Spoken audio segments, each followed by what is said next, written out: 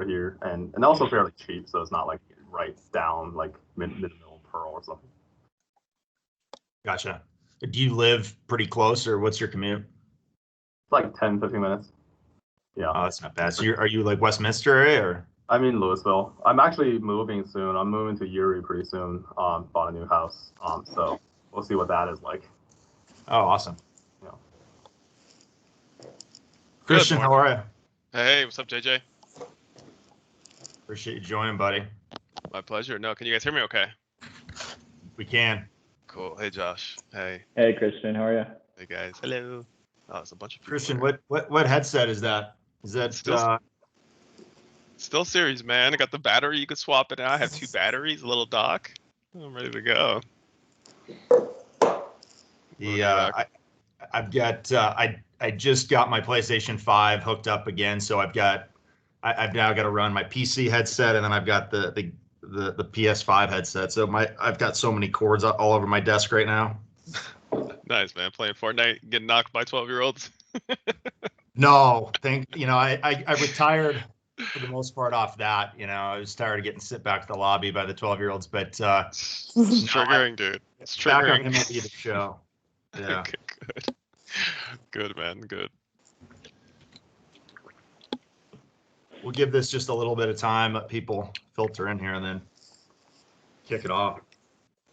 Christian, where are you at these days? I'm in Vegas, man. I moved right before the pandemic from LA. Cool. To get settled in. What about you? Denver. Denver. Nice. Yeah, Good. man. Josh, Christian, how do you guys get connected? I maybe I knew that you knew each other, but we met at E3 like two years ago or something, maybe 2.5 years ago or whatever that was. Good old days. Yeah, back when we were going to events and stuff. Yeah, man, I miss it. It was a little bit burnout for sure of all the traveling, but now I miss it. I know, right? Nice, Remember in 2019, I went to LA 6 times from Denver, and that seemed like a lot. Now I just miss the heck out of it. So. Yeah. Throw on a couple trips. Yeah. Hey, Josh, is that a picture behind you, or is that just a window out back? Definitely on the picture side, but I'd be lying if I said for my house I don't have a similar sort of view. There's a park actually that's like right by my place, and like if you just sit there, it literally looks like that photo. It's just this. It's so beautiful here, and it's about to be spring, even though we got this weird snow apocalypse that's happening right now. But we'll get back to warm weather. But yeah, Denver's great. I love it here. Everyone's moving here too. It's crazy. You're still at the down by Denver Beer Company? We work? Yeah. Yep. I'm there right now at the office. Yeah. 1615 Platt. And then, yeah. Well, I guess we should just kick it off here. Gonna let people can kind of filter in as they come, but first of all, I want to thank all of you guys for taking the time. I know that you're running businesses, and so taking an hour and a half out of your Thursday is probably difficult.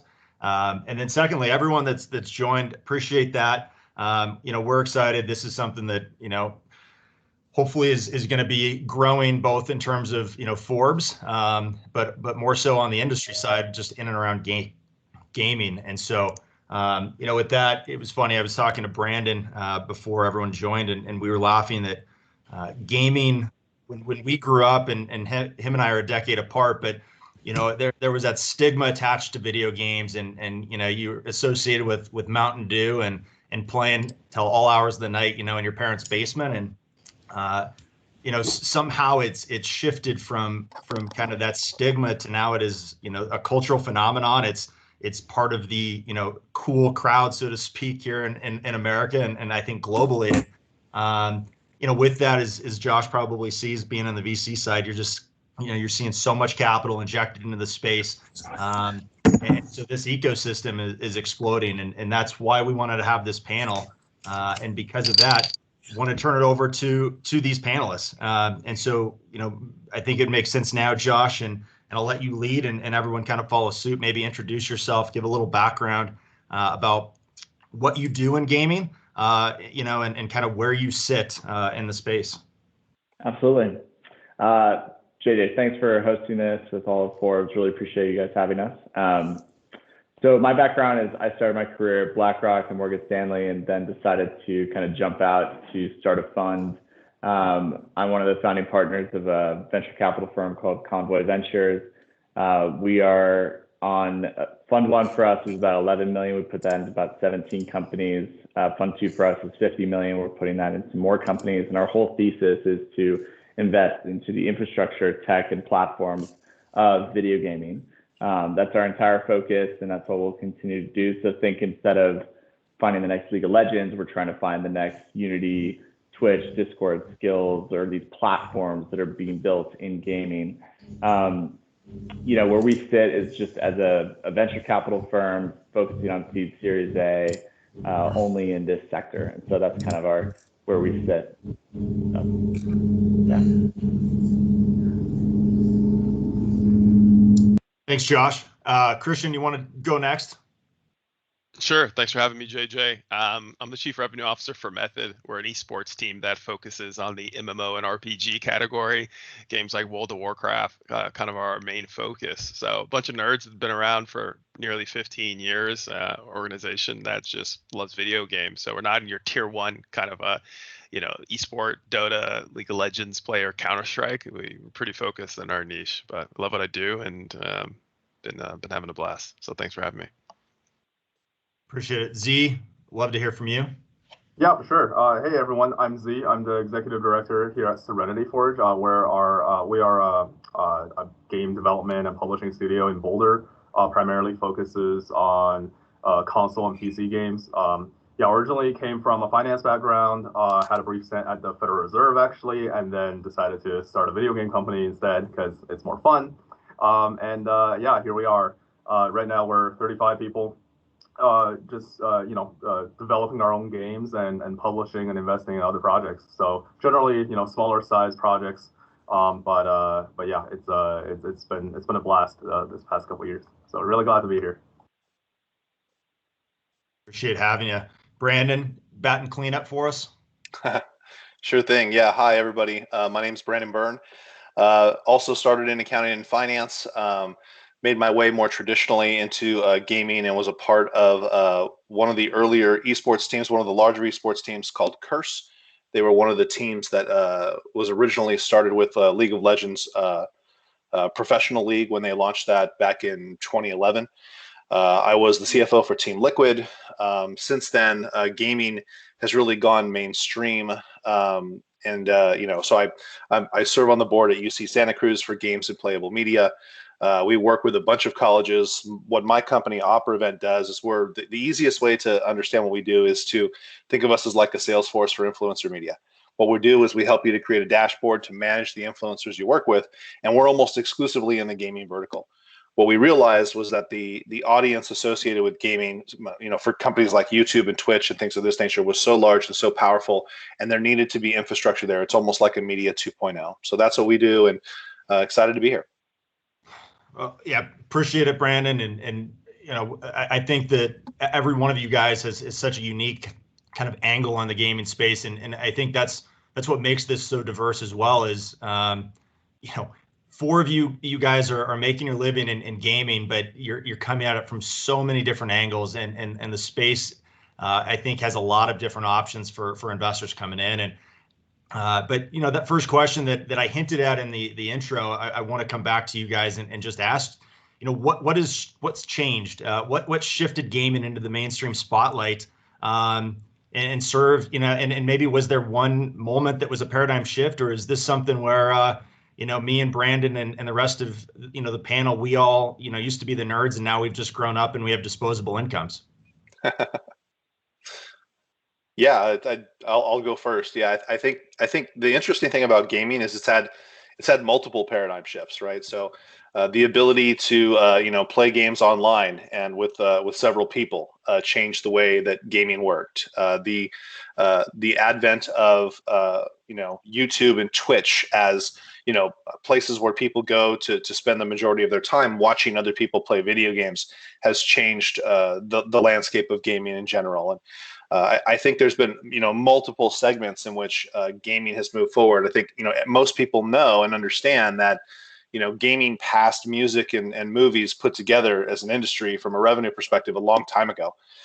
And I think there's a lot of people that don't really understand why. One of the things that I'll often tell parents, because we'll get someone who says, hey, listen, yeah, my kid's a pro Fortnite player, but I'm worried about it. What should I be doing? And I said, hey, listen, picture for a moment Babe Ruth sitting in his his kitchen talking to his parents, telling them what he wants to do for a living, and his dad saying, who was a product of the Great Depression, going, so let me get this straight.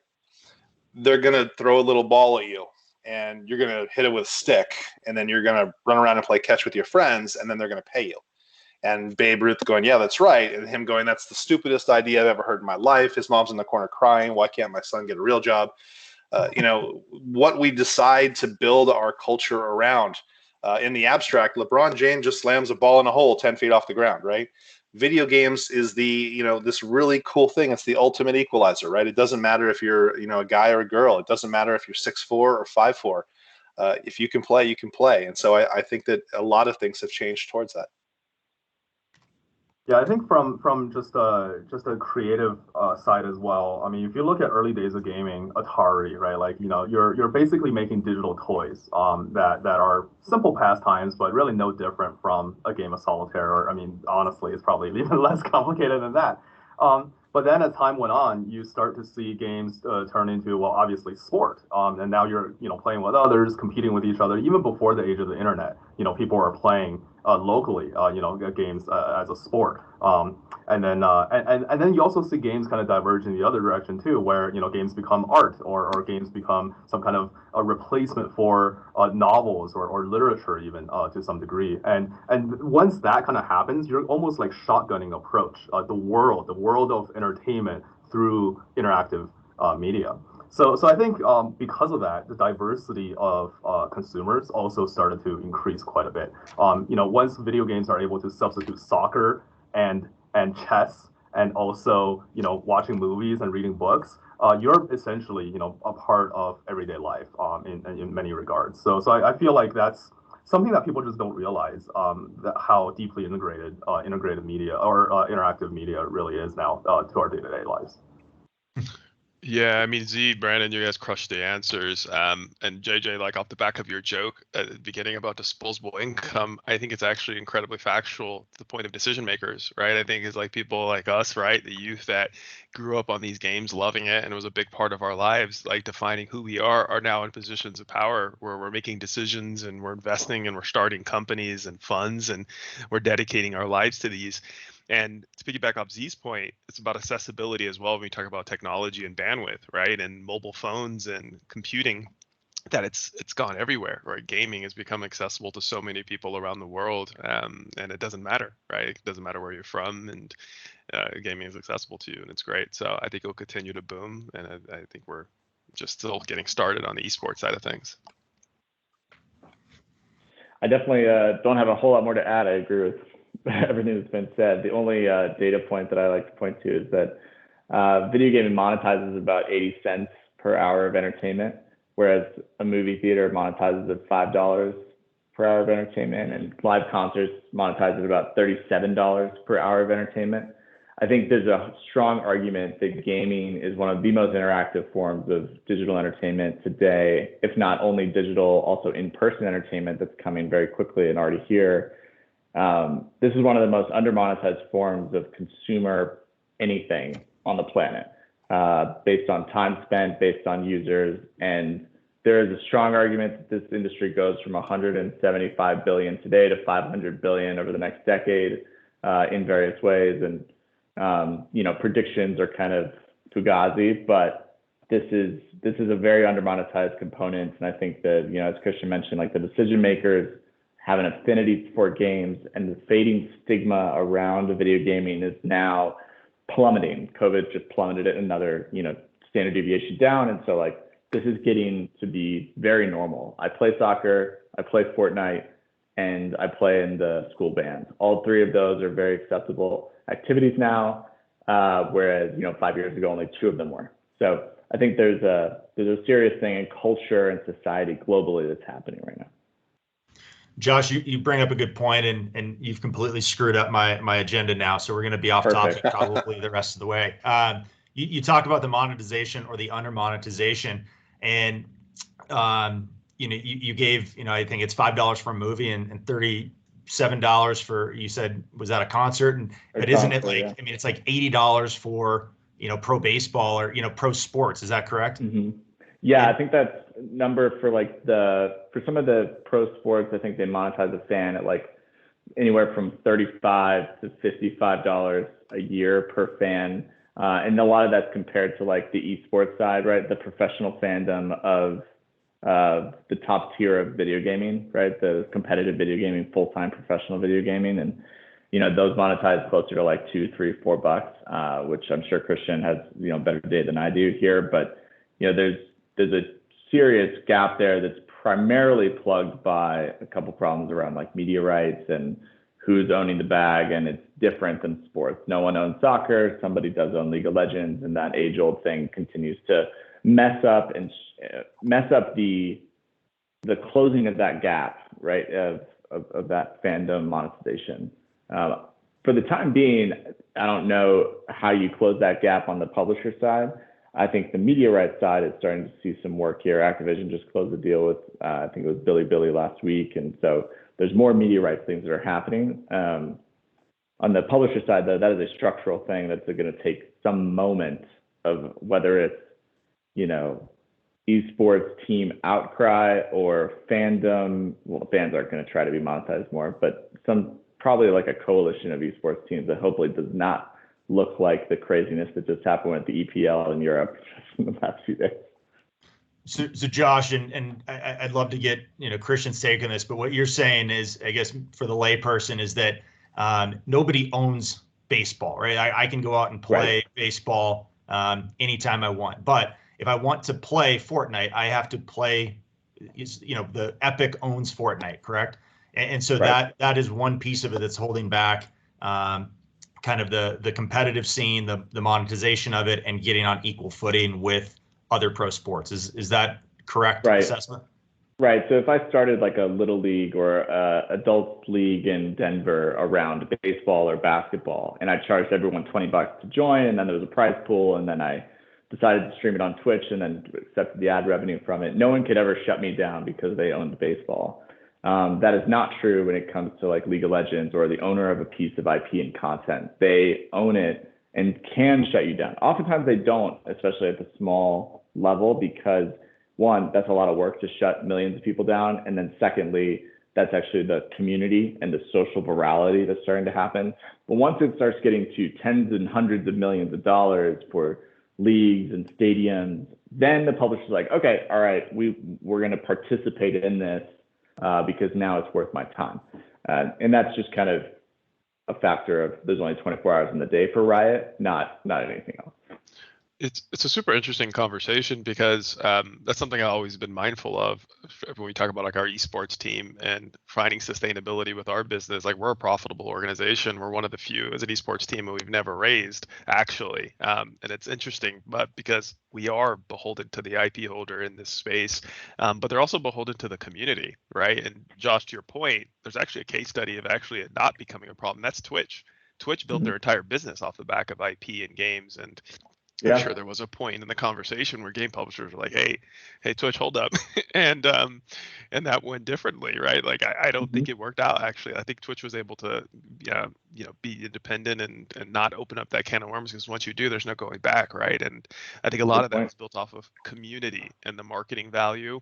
But you're right. I think a day is coming, right, where you think of the billionaires that invested in franchise esports that were like told, hey, this is going to work out. And publishers are going to have to make it right? It's going to have to maybe bring them in on the water flow and give them participation in that revenue opportunity of in-game items and revenue, where they can probably figure it out pretty easily.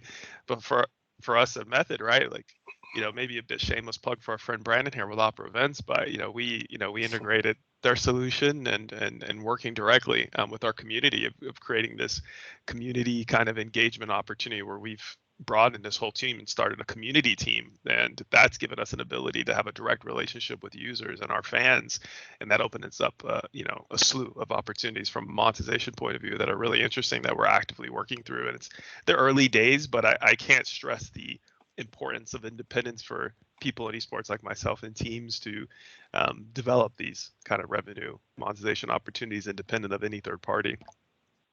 That's right. Yeah, I think the one thing that we've sort of built our business around is this idea, and I saw this when I was at Curse, right? Like there's two types of people. If you look at sort of pro sports, there's two groups that make money in pro sports. The first is the people who own the intellectual property, and the second is the people who own the audience, right? So in basketball, the NBA makes a bunch of the money, and then it's Fox Sports and ESPN and the people who have the audience that make the other portion of the money. And I would not expect the game publishers from an IP perspective ever to let teams in from the perspective of like, okay, great, yeah, you guys are worth $250 million. Like that seems like something that some lawyer in a boardroom is going to be like, hey, listen, this is our IP. Why should we have, League of Legends has 50 teams in their pro league and they charged $20 million to get into that league. So let's assume that's worth $1 billion. Well, okay, fine. But, you have venture capitalists investing money there and they don't want to see it worth $1 billion. They want to see it worth $100 billion, right? Like, but does that work for Riot? And so the premise of what we did was we flipped it on its head for teams like Christians. We said, hey, look, like I don't know where this is going to end up, but I don't see the publishers relinquishing their IP rights. Let's help you guys own your audience instead. And from that perspective, we think there's a real opportunity for the esports teams to build that type of community and ultimately become that Fox Sports or that ESPN from a gaming perspective. We think it's super important. There was a serious. Anything to add? Just one last thing on this, because I think it's fascinating to watch this. I've been writing about this for a few years now and being very vocal on like how I feel about franchising and how I feel about esports team valuation. I've gotten a lot of heat because of it, and on some of these things I've been right. Like the Overwatch League is a complete disaster. And League of Legends has staying power, and Counter-Strike definitely has competition from Valorant now. But to treat a game like a franchise model is a North American mentality around franchising that goes all the way back to the way baseball was started in the late 1800s, when travel times and trains and cars would take weeks to get around. Europe went the promotion relegation route because all the cities were within 20, 30, 50 miles of each other. And so travel was not as big an issue as it was in North America. This then led to North America doing the franchise model, Europe doing promotion relegation. But the difference between franchising and promotion relegation around sports and gaming is that sports are 100, 200, 300 year things. Games are max like 20 years, 25 years max. Closer to 5 though, and 3 years. These games come and go. So to create a business model assuming infinity for that piece of IP when they're structurally finite has been a very big mistake by a lot of people that have come into gaming. And I think that Riot and Activision both felt the pressure from billionaire sports owners who were like, you should structure this like the NFL or the NBA, where we also own teams, just replicate it. That worked, without a core understanding of the gaming community that I'm flipping games every 6 months as a gamer. Well, that one little microcosm example of me flipping games every 6 months, that structurally ripples into the ecosystem and has massive ramifications. And that's why the Overwatch League is not going to do well and going to continue to struggle. And others will come and go too. So just a lot of comment on that. That's powerful. Let's keep it rolling. Can it work though with more iconic IP, right? You think of like COD, the Call of Duty, right? Like the Call of Duty League that I think has a better chance than any other franchise esports. Is the IP the answer to that? I think there's an argument there, but at the same time, Call of Duty in 20 years might not be around, right? And I don't think there's an argument. I don't know how you could support an argument for it being around 20 years versus not being around 20 years, given like how much is changing in gaming. Look at like what's happening at UGC right now with user-generated content like Roblox or Minecraft that's coming, for those who aren't familiar with that part. But I think just the promotion relegation model of like annual fees that kind of are hedged against maybe the game does go out of favor, but the franchise model is saying this game will never go out of favor. Like that's like a fundamental belief of the franchise system. And I just think that like League used to be promotion relegation and then it like switched over. And I just think that that model works better for fans, investors, and the players and the teams. So instead of like $20 million to buy a spot, I've proposed like, how about just like $1 million fee a year, like to be a part of this. And if you're in the top tier, you rev share on media rights. And if you're in the championship league of gaming, then you know, $100,000 a year or something like that. Something affordable for esports teams, because 20 million bucks, I mean, goodness, you have to sell 40% of your company to get that. So yikes. So, Josh, so I guess, you know, given our audience, you know, we've now gone down kind of this esports path, if you will. But, you know, when we first started the conversation, it was there's many different kind of angles, you know, to the gaming space. And I think the esports serves as that, you know, it's maybe the most visible outside of simply just, you know, someone who walking into Target and seeing a copy of a video game, right? We all know that side of it. But then, you know, you have the esports piece of it. It's a buzzword, probably often misused. And rather than maybe going down that path, I'd love to maybe kind of get your guys' take on the other side of, you know, the gaming front, whether that's, you know, Z on you know, the publishing side, the development side, you know, Brandon with the social piece, or, you know, Josh, you know, you always talk about the picks and shovels, so to speak, within the gaming space and you know, the other, you know, sides of the industry. So love to kind of maybe for the audience's sake, just kind of, you know, maybe we can drill down into kind of where the other avenues outside of the esports side are. Yeah, go ahead. Yeah, for sure. I mean, I think just to kind of throw out a stat that's really alarming to hear. Well, not really alarming. It's just interesting for people to know. But like, there's way more gamers, actually twice as much gamers above the age of 18 that are women than under the age of 18 that are men. And that's in the U.S. And I feel like that's something that, like, even as someone who works in the game industry, it's hard to conceptualize just like how giant of an audience that is. Because mostly, especially in America, if you're like, oh, I'm a gamer, or like, you know, I have a friend who's a gamer, the answer, or at least like the image that you have in your head, is always like this teenage boy that's, you know, in a basement playing games or something like that. You know, obviously a lot of that does come down to mobile, and I think it would be, you know, wrong for us to not at least like address mobile gaming and kind of where it's going to begin with. But also just in general, the accessibility, and also like some of the really like niche content out there that is very targeted to certain demographics that people don't realize because it's so buried. For example, I was chatting with one of my friends, who Kelly Wallach, who actually works at One Up Fund currently.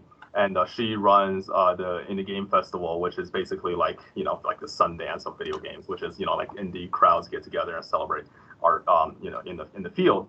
And I was asking her, hey, like, what game are you playing? Because, you know, as you know, one of those you know, artsy people, you kind of expect that there's always like art going on in their lives.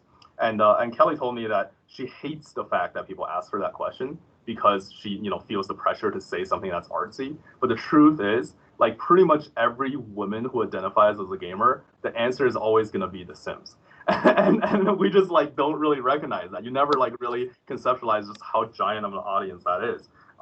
You know, games like Just Dance basically funds like, you know, Assassin's Creed and kind of like started it. Like these games, I think often don't get talked about because the consumers are not the ones that are like, you know, on online forums or grabbing friends and, you know, playing it seriously or competitively. But actually makes up for a very large portion of the kind of the finance that goes into the industry.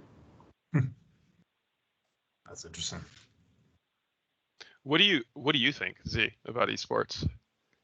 What's your opinion around the competitive gaming? Yeah, you talk about sure. that, like, I've been versus playing like League of core Legends. gaming. Yeah, I've been playing League of Legends since beta. I was very involved in the local Colorado Smash community. I was actually a competitive Smash player and hosted tournaments around here. Um, yeah, I mean, I think it's funny that you earlier, Josh, you brought up Overwatch League because one of the questions I've always have coming from a publisher angle, not that I'm Blizzard or anything, but like my question is always like, what can publishers do to solve I wouldn't call this a problem, but maybe if anything, what can publishers do to more sustainably capitalize on their creations, right? I think as a publisher, I'm terrified looking at where Dota came from and where it went. And, like Warcraft 3 was a thing, and Dota became huge and sold a ton of units of Warcraft 3. And then Dota 2 and now Valve, and it's like this whole like there's so much stuff that happened with that quote unquote IP. You could say the same thing about stuff like Counter-Strike, right? Like there's such an ecosystem of just derivative work from that one title that eventually formed the esports like the industry overall. Yeah, so yeah, my earlier I was actually like curious to hear your thoughts. I mean, also like looking at examples like Nintendo. And Nintendo is a great example of like what not to do as a publisher. I feel like I don't know if for those who aren't super involved in the Smash community, Nintendo has always been very anti esports. They are purposely going around shutting down esports events that includes Nintendo-based IPs. To the point where recently they started shutting down YouTube videos, YouTubers and streamers who stream their games because they're like, oh, it's a violation of our IP. We didn't let you do that. And that's just crazy to think about in the age of Twitch. So, a lot of that is it's like, what are some of the publishers doing, and what do we think is actually the right thing for publishers to do? Anyway, well, that's yeah, just my thought. When you said you said something like what are you worried about as a publisher? Are you worried that you would create this amazing IP and then other people would kind of rip off of it, and then you would never actually capture the upside through a couple things like the modding community, right? I mean, League is a ripoff of Dota, Dota is a ripoff of Warcraft, and the ripple effect of modding, and especially in a more UGC world where the line between creator and player is blending. Like, as a publisher, I'd love to hear like what you're most worried about and like how you think about that, because esports aside, esports is going to continue to be 1 to 3% of the gaming market for the foreseeable future. Like, but the in-game monetization, game sales, stuff like that. Like, what are you worried about, and how do you think about that? Yeah, I feel like most game publishers who work in the esports field, I mean, correct me if I'm wrong, because I don't actually work in the esports field, so I don't really know this, but most of them end up monetizing based off of their kind of casual fan base, right? Like it's like the skin sales in League of Legends or like the loot boxes in Overwatch. They end up making a good amount of money there. And I feel like the most generic way to do that is unit sales. I mean, like if you're releasing a Super Smash Brothers, you run tournaments in order for people to get into the game, and then people buy the game and then they play it. They might not be a competitive player, but they end up buying the game, so you make money off of that. But that's very tangential of like monetization. It's like, where's the ad revenue from events? Where's like all these sponsorships and all that stuff that publishers are just unable to capitalize. Again, like some have tried. I think like some publishers try to take hold of that event system. I think Riot actually does a pretty good job of that. If anything, that's probably one of the like coolest things I've seen Riot do over the ages. But again, like all of that just comes from a very like outside perspective. And my worry is more so like, what can publishers do to facilitate that movement and still like get benefit out of doing it, rather than just having to create a new game every few years, or rather than like essentially like trying to destroy the community while trying to make money off of it. Well, you bring up Riot, Z. Love to piggyback. Forgive us, JJ, but I just got to keep it rolling. What do you think about the games as a service model, right? With what Mark and Brendan transitioned to with League, versus getting in that consistent cycle of launching, right? You look at what EA does with Madden and FIFA every year, like new games, versus just refining and relying on microtransactions to monetize and focusing on your core product and game like League does, and expanding from there, versus being in that constant new cycle kind of dev spiral? Yeah, I mean, again, this is, from my outside perspective, but personally, I have like 3 to 4 distinct thoughts regarding that model. First of all, I think from a game creator perspective, it's really shitty for game creators because now you're not competing with art, you're competing with science, and that's really hard. Now you're looking at QA and then user response, and then now user is essentially generating the content because of feedback, because of statistics. And now you're making that game better through honestly no artistic, or okay, that's not true. Like, but way less of an artistic thought than something like a person who's sitting in the basement going like, oh, what is gonna be the next big game? Let me think about my ideas there, right? Like it's a very educated perspective. So that's really hard for creators. I think it's also amazing because it's really good for the users. It's really good for the fans because they're able to get what they want and they're able to go in a direction that is constantly changing because it's kind of like, well, it's kind of like any product, right? It's literally like a real life product where every day is becoming better. Facebook is getting better, Google is getting better every day. So therefore, you have these incremental changes that are, again, educated to improve people's lives. So I think from a user perspective, it's actually fantastic. And then it goes into the sports area, which is like, as a competitive sports player myself, or at least used to be, there's a reason why I was huge into Melee, so Super Smash Brothers Melee, is because it wasn't updated. Much like soccer or football or baseball, these games' rules don't change. Meanwhile, every esport today that's big, the rules change every season, every few months. And it's actually, I'm sure you guys have way more in-depth thought than I have, but it's actually really hard for the esports industry to kind of like have a sustainable growth, like you guys mentioned, when you have a new game every couple of years, or like you have a new, TF teleporting mechanic every couple of years. And it's just like everything is completely different. And you have to switch roles, and your top lane main now has to play a completely different set of characters because something got nerfed. And that's really hard for the players to keep up. It's hard for organizations to keep up, and you have to do new training. So overall, I feel like there's there's like really good parts and also kind of hurtful parts in some other ways.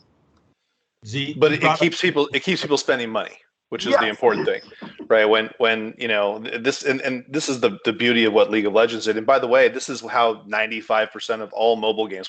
We're spending a lot of time, like as JJ said, talking about esports. The truth is, there's this giant swath of gamer over here that is a mobile player, right? And we're talking about billions and billions of dollars. And almost all of those games are free to play, microtransaction based, very, very different than the traditional model.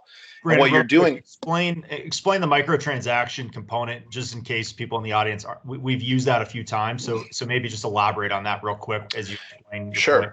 Yeah. So just to make that real clear, in the old days, they used to say, okay, come buy our video game, and it costs $30 to buy it. You download it, you play it, and then you play it till it's done, and then you're done, right?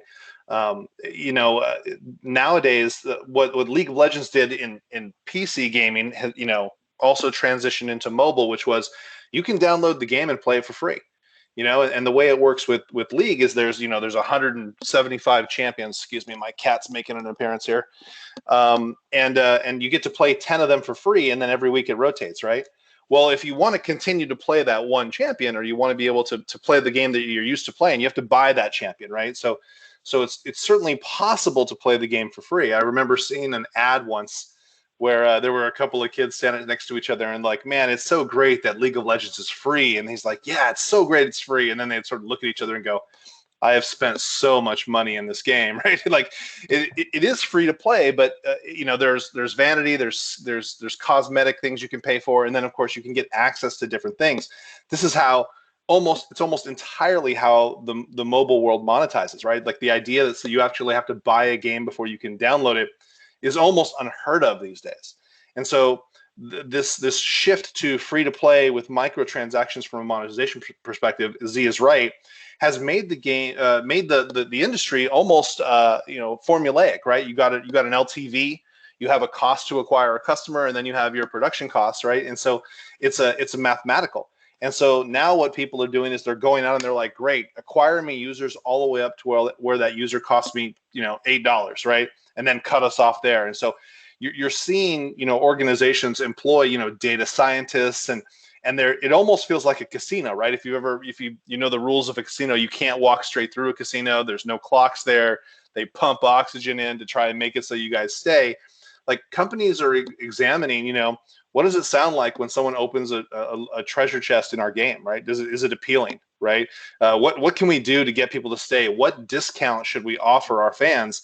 And this is big time science now. This is not people in a room going, well, I think our customers would like this. No, they're working with millions of pieces of data that are pointing them in directions of user behavior that ultimately are informing the choices that they're making. So the world, oh, let's just make this game based on our vision. I think a lot of that is gone, and now it's like, hey, look, like we have this game, and now let's go find a way to monetize it and squeeze the most out of it that we can.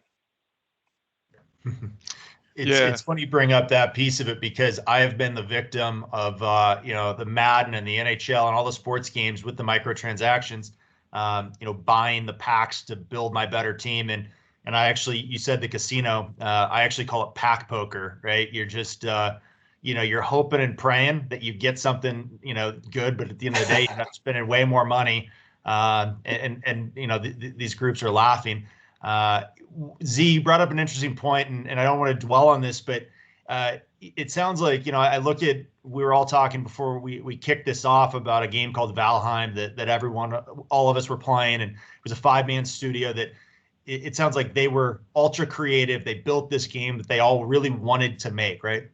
But it seems like the larger studios are almost kind of plagued by this creativity curse, in the fact that they're looking at their numbers, and they're not producing the same kind of games, right? And so I think you have this step down of the large studios producing the formulaic mathematical games, right? How can we hook somebody on to buy the skins, to upgrade this, versus these smaller studios that are producing this really high quality content.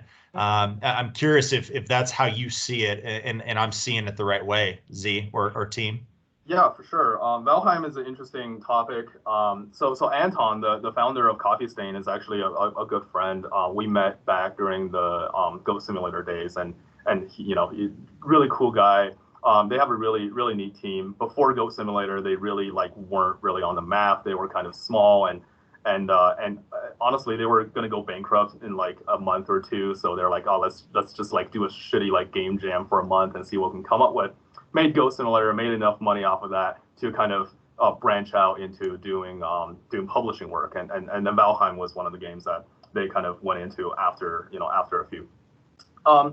Anyway, I mean, the interesting thing about Valheim, and not just Valheim, but a couple of really modern, recent games that did really well financially. Another one would be like Hades, for example. These games are not new. And there's almost nothing new about these games. Valheim is basically just RuneScape and Minecraft merged together into the same game again, and you get to play with 10 people instead of a whole world, right? And it's like Hades, on the other hand, it's Diablo with a dating sim component, and it's basically the same games that have been made decades ago. However, I think what is interesting about it is these are very cost-effective investments that end up finding ways that are able to combine these elements in the right time. In a time when the world doesn't have a way, there's not really a way for people to hang out with friends, and you don't really want to go out there and meet strangers either. Games like Animal Crossing just suddenly becomes a huge thing because it's soft. It's like you're visiting my home, we're having dinner together. It's almost like a substitute for something like that. And I think the world consistently needs those things. It's just that the games keep on changing to kind of different products serve similar purposes. One of the things that's interesting about investing in kind of smaller games like these, or at the very least, investing in more of a intentionally, you're just going to move on to kind of the next thing, knowing that in a few years, like Josh mentioned, in 5 years, it's going to be something else, is that these investments end up being pretty safe. Serenity Forge operates in a much smaller capacity, but I can tell you that we have literally never lost money investing in any of our games. In fact, most of our games recoup their investment probably within the first week, first month of launch, some within the first hours of launch. And it's just because these investments are, again, they're small, they're easy to create. I mean, I know exactly the kind of checks that Coffee Stain writes, and if anything, they're probably similar to ours. And it's like these are the things that anyone could just like write a check to create. But it's more so about finding the exact right matches for what you need at the right time. And I think that speaks a lot to you as an operator of your studio, because that is certainly not like normal. Like most games like lose money, a lot of games like just completely plummet. And I think that just to call that out, that's the rarity, not the norm. And so it really more speaks to you and your team as an operator, and the fact that once you know how to do this, I mean, good operators succeed, right? And I think that's always impressive. Z, just to piggyback and to keep it rolling, how do you manage kind of the like ambition and wanting to create something new and special, like as a dev, and creating like a special game that's unique versus the fundamentals and the blocking and tackling of just the things that will work to monetize? Like you mentioned, a lot of this just regurgitated, and it's like, hey, it's not that complicated. They took the success of this and that, and they put it together, and relatively low risk, and you can model out, hey, we'll be okay here. Versus the pool of an artist, we'll say, to innovate and to do something unique, while at the same time competing against AAA money. Yeah, I mean, I think from my perspective, again, this is just speaking from small company perspective. Really, the factor here is always going to be the team and the people behind it. I would assume the same thing feels or you feel the same thing in like a esports setting where you could have the best players in the world. You could bring Faker or like whatever onto your team, but if they don't work well together, then you're not going to have a successful team. You're not going to win tournaments. Similarly, in a development or publishing scenario, if you're not having the right people there and actually being able to work well together, even if you have the best ideas, it's just not gonna happen. I mean, you're gonna have to have certain champions analyzing different parts of what you're doing, but also at the same time, you need like kind of the direction to like know what the outcome would be. But yeah, I mean, ultimately, I think from my personal perspective is that, like I looked at Wall Street and, I worked at the investment banking, and I realized that, more money might not necessarily be the goal to my personal life. So why not do something more fun, right? Like personally, I was inspired by the games that I grew up playing. So I want to go out and make some more and inspire others. So I gave up my large paycheck job in order to kind of do something a lot more small, and because of that, it kind of drives that passion, and subsequently drives the passion of your team to kind of do the same thing. And I feel like building that discipline towards your passion, a team like Supergiant Games, where they're just able to create perfect titles without having anything innovative, really, is really admirable in my eyes. And I think, again, it's building that discipline to make sure that you can have a strong team. Let me just say one thing about this, and I hope I won't get in too much trouble with Z, but the truth is most of the publishers are actually not the innovators in the gaming space. We talked about it a little bit earlier, and it probably got missed by the people who aren't in the gaming community. But when you look at the genres of games, right? So League of Legends is a MOBA, a multiplayer online battle arena. Fortnite is what's called a BR, a battle royale, right? That's where you have 50 people or 100 people in one place, and the person who's left standing wins. Those genres were actually not created by game publishers. They were created by fans in custom games. And so the Dota, Defense of the Ancients game, was actually created way back in StarCraft 2 and Warcraft 3 days in custom games by the community. The very first Battle Royale game was actually an add-on in Minecraft called, it was the Hunger Games mod, where they dropped 10 people off on an island in Minecraft and let them battle it out to see who would ultimately be the one left standing. What we're seeing is the world has gone from people who were making games being sort of like, oh, we're artistic and we want to make something cool and interesting, and it's shifted considerably because the dollars there are just so massive. And now much of the creativity is coming from the community, and that's why what Christian and Method and esports teams and esports communities and YouTube and Twitch is so important, because these communities are taking these custom games and being able to modify them and finding the direction and strategy that gaming ultimately is going in. When you think about, the top games right now in the world, the genre wise, 75% of them were invented by people outside of publishing, which is pretty, that's insane when you compare that to any other type of industry. And I think that, go ahead, Josh. Sorry, last comment, and then JJ, I'll let you get us back on track with questions. But so that all kind of feeds into this recent trend in user-generated content, that all of that innovation from the fans and the players of games is now the developers then institutionalize and put structure around and then build something off of that ingenuity on the player side. Well, that is the start of things like Minecraft, which got bought for $2-something billion by Microsoft, and Roblox that just went IPO, right? So for those on this call that are following that IPO, that is a $40 billion market cap, on par with so many incredibly successful SaaS tech platform companies across all industries. $40 billion company on this exact topic, which is users creating content on their own, sharing it with their friends, and building communities off of that.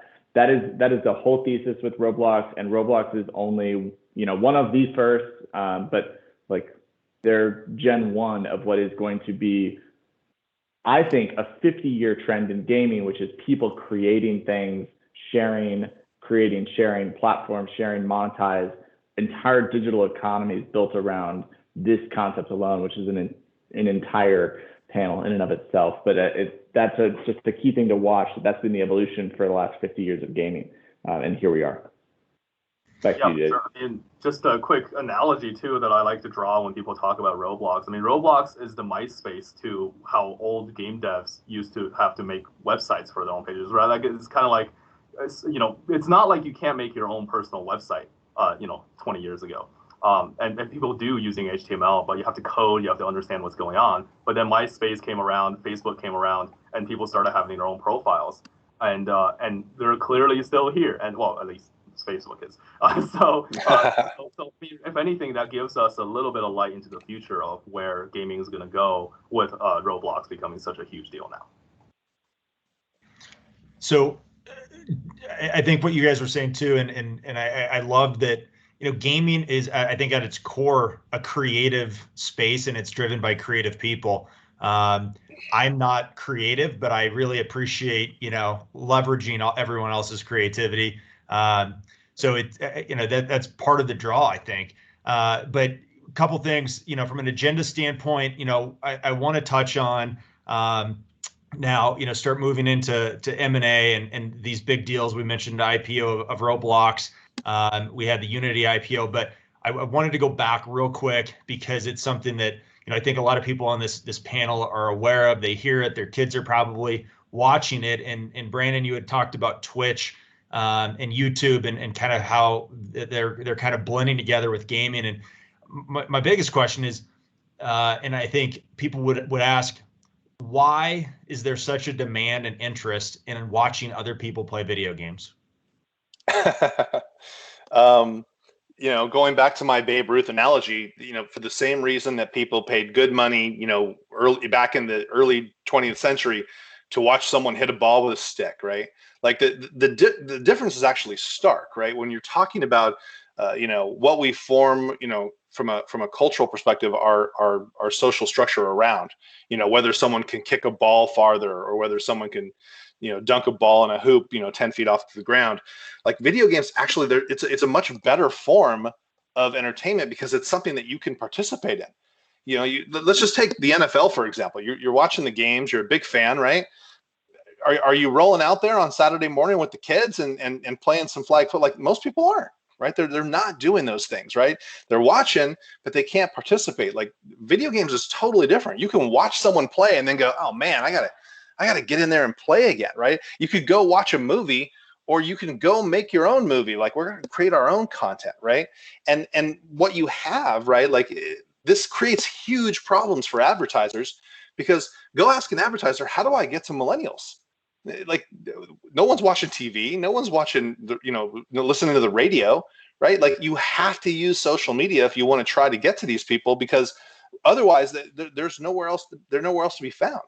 I wrote I was sitting on a panel a while ago, and we were talking about esports came up, and everybody's like, do you think that the esports will ever get into the Olympics? And there was sort of a debate back and forth about whether or not the Olympics would let esports in. And I told everybody, I said, look, like, esports doesn't need the Olympics. The Olympics need esports. The average age of someone watching the Olympics is 50-something years old now. The average age of someone watching college football or basketball is 50-something years old now. I wrote an article for TechCrunch that talked about the aging demographics of traditional media and how all of the young people, the people who are quote unquote in the demo, those people are playing video games and on YouTube and engaging in these types of communities where they can participate. It's a dialogue and not a monologue, right? It's not just information coming at them. Now there's a back and forth, which is just inherently a superior way to engage with media. So, and by the way, it's not just video games, right? Like there's communities on YouTube for horticulture, right? For fashion, for all of the things you can think of. Gaming is whatever, 35 or 40%. It's a huge swath of this type of thing.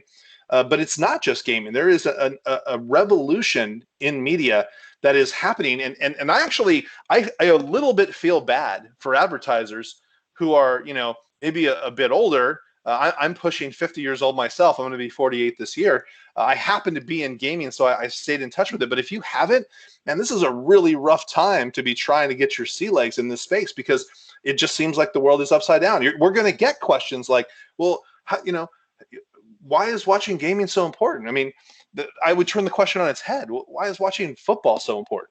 Why is watching baseball? Why is watching, The Bachelor so important? Like, is The Bachelor, higher minded, media than gaming is? Like, it seems highly unlikely, right? So the world has already changed, right? And most of the people on this call are like, they get Netflix. Okay, it's TV, but I pay for it instead of watching ads. This is totally different paradigm, and people are even in the space, people are really struggling to keep up. Villain's got a vil, Brandon. But the interesting thing, I think, with Twitch, man, is that I think it's modern day network television, right? Like people, young people all around the world are tuning in to watch their favorite creator, right? Where I used to watch Cartoon Network, Toonami, like Dragon Ball Z, and Josh was watching Sailor Moon back in the day. It's like now people tune in, are watching Ninja, right? Like they're watching Shroud, they're watching XQC every day, but it's a lot more engaging, and it's a two-way viewing experience versus one way, right? We're just watching linear, and I think that's the growth opportunity. And there's so much creativity that can come from a digital platform and the content, but it's a simple state. It's entertainment, right? It's fun, it's community, so It's expansive. And in a world during like what we all went through with the pandemic, now more than ever, that community and connection is tremendously important. Yeah, I think there's also a couple other like smaller substitutes that watching people play games ends up being for people's lives, especially younger people's lives. We primarily work in the single-player game space, so we work very heavily with YouTubers and content creators there.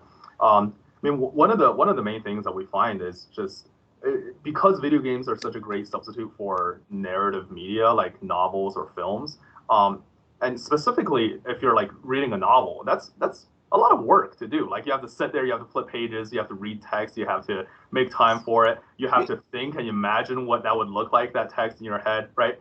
Whereas now you can have someone to just read you a bedtime story, to tell you exactly how you should feel about the story, because you're seeing their reactions. They're basically spoon feeding you emotions without you having to generate them yourself. And that's really awesome for younger kids. Awesome in a bad way, where they don't have to now be emotionally intelligent, and it's a substitute for emotional intelligence. And then on top of that too, watching YouTubers and streamers is a great substitute for hanging out with friends. I think a lot of people in like famous YouTuber demographics end up being obsessed about them. You see that very often, and the reason is because it becomes this one-sided relationship that you build with them. You feel like you understand them really well because you're hanging out with them all the time, but they have no idea who you are in front of a screen. So then ultimately, you don't need to hang out with friends anymore. You already built that human connection there. So for a younger kid who is already in middle school, high school age, having trouble finding friends or spending time with each other, now here comes a really easy substitute where you can just stay safe at home, click a link, and then immediately start hanging out with one of your best friends that you know. Which I think could also be a problem as well, right? As we continue to kind of just go insular, right, and isolate ourselves. But that's probably a different conversation. Want to shift it now towards kind of the investment side and M&A, and so we had thrown out the Roblox IPO, Unity. Gosh, at this stage, maybe it was in the summertime. We've just had these blockbuster deals. Microsoft buying ZeniMax, which is parent company Bethesda and a big game studio.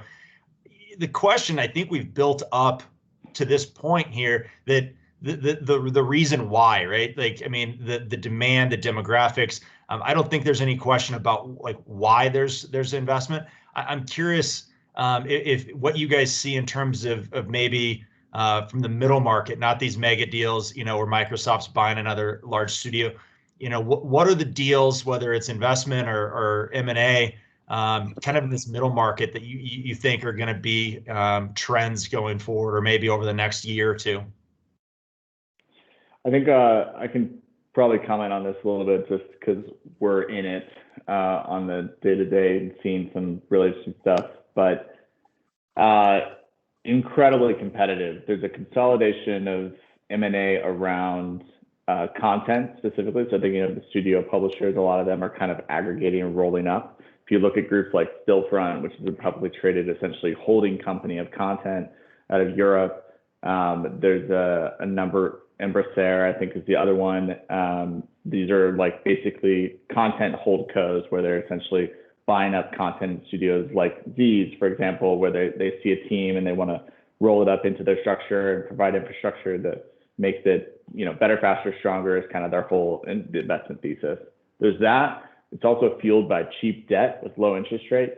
Then you've got SPACs coming in, and SPACs are making this really interesting where SPACs are coming in at late stage venture/private equity world, and they're essentially popping the deals that were going to be taken by them. So what SPACs have done is it's actually forced the entire capital competitive landscape down, right? So PE is coming lower, late stage venture coming to B, A rounds are coming to seed A rounds, and seed is coming down. So everyone is going lower, and what that's doing is, to the benefit of founders, it's creating a valuation hike, right? Because there's more capital at the table. All of this is fueled by the interest of SPACs, low interest rates, tons of cash. Venture capital just hit 125 billion invested in Q1 of 2021. That's double what it was a year ago. That's never happened. This is an all-time history record for venture capital. It's usually about 60-ish in venture, which is where I sit, but it hit 125 last quarter. It's a hyper-competitive landscape. Basically, people are trying to meet founders earlier and earlier and earlier because they want to give them an offer they can't refuse at an evaluation they probably should accept, and that's starting to happen.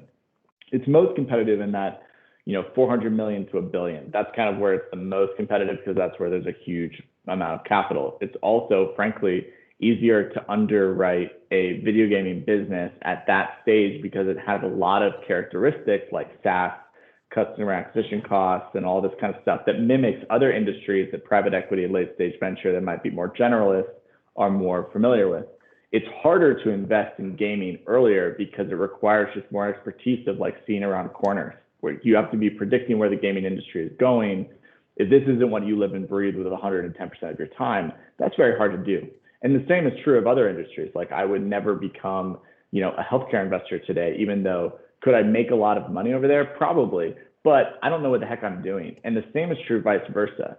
And so this is why people, flight to safety of stay at late stage. So there's no end in sight for this until the Fed raises interest rates in 2023.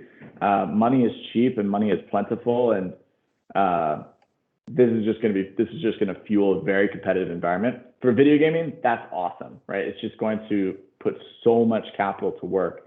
Now, will a lot of it go into bad ideas? Yep, for sure. But that's okay. And, hopefully I'm not the one putting into bad ideas. That's the goal as an asset manager. But, you can't win them all. But it'll happen in the industry. And we see lots of deals all the time that people get excited about that we pass on. And, I'll live with that. So, yeah. M&A is really becoming the staple for these giant companies to sort of diversify what they're doing. If you look at, there's been some really, really high public failures. If you look at like Microsoft's tried to compete with Twitch, with Mixer, they went and bought 3 of the largest streamers to come over to their platform. They shut it down a couple of months ago, right? Just didn't work. If you look at companies like Google with the launch of Stadia, right? Like these things have just not worked, right? And you got sort of the innovator's dilemma here of like, these big companies that can't, what sort of going on what Josh said, they can't see around that corner. The community is driving these things. It's so critically important. And we're seeing a lot of consolidation. People are like, hey, look, if we can't beat them, join them. Let's not start these things from the ground up. Let's just acquire somebody who can see around the corner. And so even in our space in ad tech, where ad tech was traditionally sort of a bad word for VC because it had sort of played itself out before, now you have sort of ad tech 2.0, and you're starting to see real consolidation there. You're seeing companies like AppLovin and IronSource going public, just really, really, utilizing the M&A markets as a core part of their strategy moving forward to diversify the revenue stream. So it's a little bit of a street fight out there, and for companies like mine, that's a good thing. So it's a great thing for companies like Opera Event, which is super exciting. And also another thing to keep in mind is to watch like the whole ecosystem. I kind of mind map this whole thing. Basically, in the United States alone, the United States is where most of the biggest publishers in the world are located. North America has now surpassed Asia in market cap of gaming. That's really important to note. Some people are not noticing that. It just happened in the last 12 months. The United States, as a video gaming industry, expanded 24% last year. No industry expanded anywhere close to 24% year on year as an entire industry. These balance sheets of all these publicly traded video gaming companies, 50 to 100 of them that are north of $1 billion, they are very, very healthy. They have tons of cash. I have, as a firm, like we have the job of finding great entrepreneurs and helping them get to full exit, right? Well, we have standing calls with about 20 of the M&A teams of all of these different corporates on a monthly or quarterly basis. They are highly acquisitive. They are dying to put $100 million to work here, there, or wherever. Valuation is almost becoming this, like, because of that competitive landscape, they know they have to move and they can't take this super long drawn out process. And so that all together is fueling a very, very intense M&A environment that, I mean, there's no reason that should stop anytime soon, which is incredibly exciting for the industry. When you're talking about valuation and they're having to pay up, I assume everything trades at different multiples, within the space, depending on kind of where you sit and your recurring revenue model, or how you're monetizing. But is there any benchmarks, Josh, or team that you can point to? Yeah, so publishers and studios, they trade at about 4 to 6 times EV to revenue. That's kind of like their range right now. In the middle market, to buy the best ones in the publisher content space, these are going for 6, 8, 10 times, right? So they're paying a premium in the private market, a premium to probably 1.5 to 2x of the public markets in the private markets. On the flip side, if you look at like tech and platforms, you have to look at things like Unity. These things trade at about 20 to 30 times next 12 months revenue. These are very high multiples, but hey, here we are, right? So those multiples are the benchmarks in the private markets, right? So we talk to companies all the time and we're like, well, Unity trades at this, so like you guys need to pay this.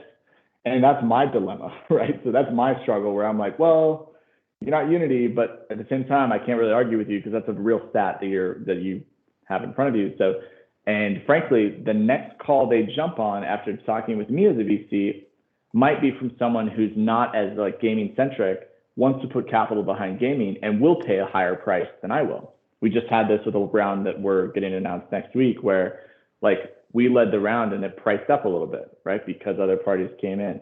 Those are, challenging situations, and you just have to make a decision if you're willing to pay that price. But active, very competitive, right? So we just led a round where 3 corporates joined this with us. And so these are, very competitive, dynamic rounds. And yeah, I don't know if that answered your question, JJ, but it's a really cool and fun and intense time. I'm like working all the time right now. If you talked about seeing around corners, and I think there's a lot of groups that want to get in the gaming space, and if I'm curious from all of your perspectives, because I think gaming has a unique culture too that's important. That as founders are looking for exits or they're looking for partners. I suspect for the right dollar figure, any offers, intriguing, but is I guess, first of all, what advice would you give groups that are wanting to gain access, to the gaming space, want to get a beachhead, and then 2, how much does culture play, from the founder perspective into, picking a partner?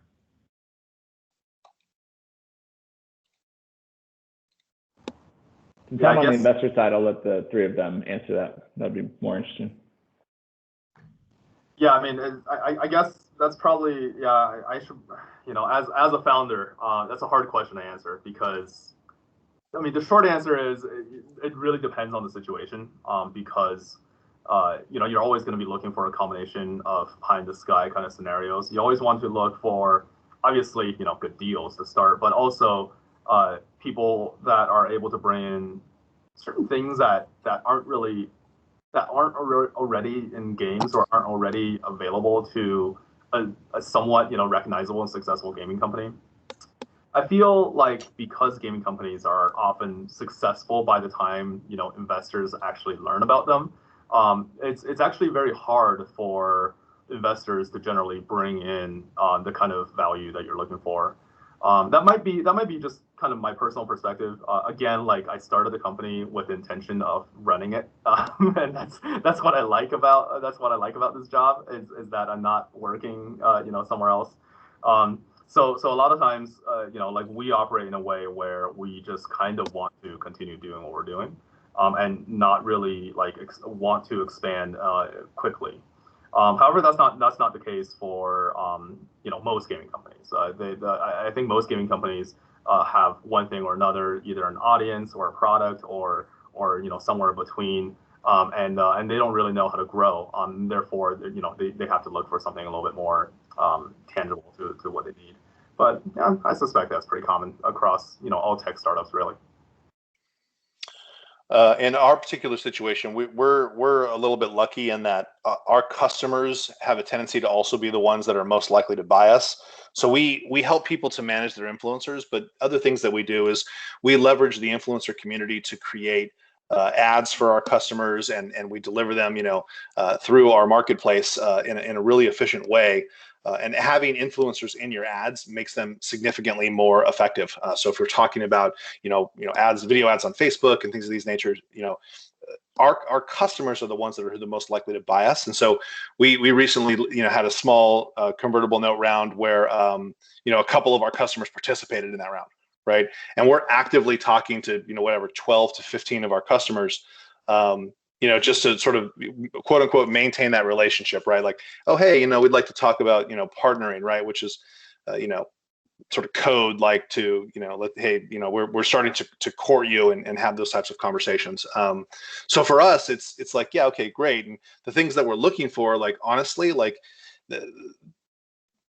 just between us, like, it's really hard to think about the idea that I would sell my company to somebody who doesn't understand the space, right? And so my advice for people in the M&A space is I don't really think there's a way you can dip your toe in it. Like, you gotta make the right hire. You got to bring someone in who knows what they're doing. You also need to, when you make acquisitions, you're not just acquiring that company and that customer base, you're acquiring that team, and you got to let them do their thing, right? And so when we're thinking about potential partners or acquirers or however you want to talk about it. I know it's sort of taboo to say these types of things, but it's just the reality of the situation. Obviously, you're looking at the size of a deal.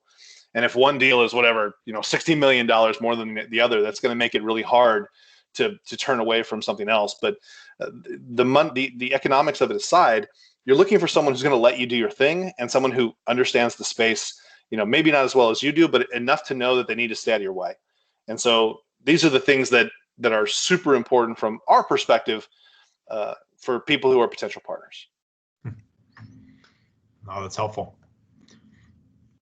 Anything else, guys, on that topic?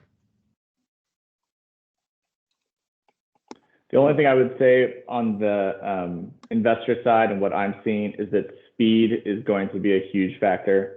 You have to move quickly. If you want the deal, you got to move. This is not an environment where you can drag this out. You'll lose. That's just kind of the short of it. Yeah, right now, like Josh said, just again, like reiterating it at this point, things are going super quickly.